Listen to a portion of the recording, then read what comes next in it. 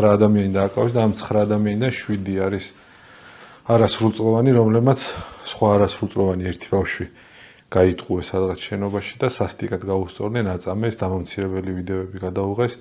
ამ 9 ადამიანიდან 7 არის არასრულწლოვანი და რატომაც ყველაზე მეტად მტკივა ხოლმე ერთ-ერთი მთავარი უარყოფითი ფიგურანტი არის გოგონა. შეფასებები ბუნებრივი საზოგადოებისგან ისეთი იყო, როგორც ჩვევია ხოლმე ჩაქოლეთ, მოკალით, ეს უკენით, ის უკენით, მაგრამ მოდი, როგორც ფსიქოლოგი თქვენი აზრი მაინტერესებს, საერთოდ როგორ მიდის ადამიანი ბატონო მერაბ აქამდე, როგორ შეუძლია ესეთი სისასტიკე ჩაიდინოს, მით უმეტეს ასე პატარა ადამიანს. ხო, ძალიან რთულია ეს ამბავი, საერთოდ ამის მოსმენაც კი შემზარავი არის. მაგრამ აი ჩვენ რა დავფიქრეთ იმაზე რა განაპირობებს ამას რა თქმა უნდა ყველა შემთხვევაში ამის საფუძველი უნდა იყოს იმ ბავშვების მზაობა ასე ვთქვათ ცუდი და სადამჟელო ქმედებისათვის.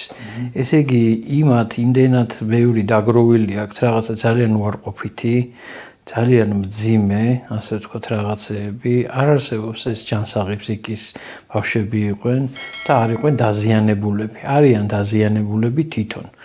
და აქვთ, ესე იგი, რაღაცა როცა სამყარო მტრულია შენთვის, როცა რაღაცა ყველა საშინელია, ყველა საზიზღარია სიტყვაზე, ხო? და გინდა რომ სხვა დაამცირო და ამით რას იკმაყოფილებ, რაღაცას იკმაყოფილებ. ამით ხარ რაღაცა ბედნიერი ხო რომ ვიღაცას გაუსწორდი და შენ მოიპოვე პრიორიტეტი ხარ. უკეთესი კაცი ხარ შენ და ქალი ხარ თუ არ ვიცი ვინც ხარ ხო?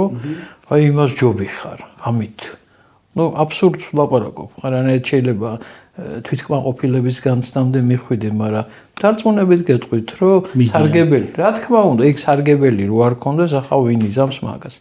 ანუ ამ დონის სარგებელი აქვს, რომ აი რაღაცა თავი წარმოაჩინეს და დაამკვიდრეს თავის თავთან მაინც, რომ აი რაღაცა შეძლეს ვიღაცას გაუსწორდნენ. ეს რა არის? ეს არის არეკლა იმის, როგორ ექცეოდნენ მათ და რა აქვს თვითონ გამოცდილებაში. ოჯახთან მივდივართ ამ შემთხვევაში. ყველა ვარიანტში ოჯახთან მივდივართ და სოციუმთან, გარემოსთანაც.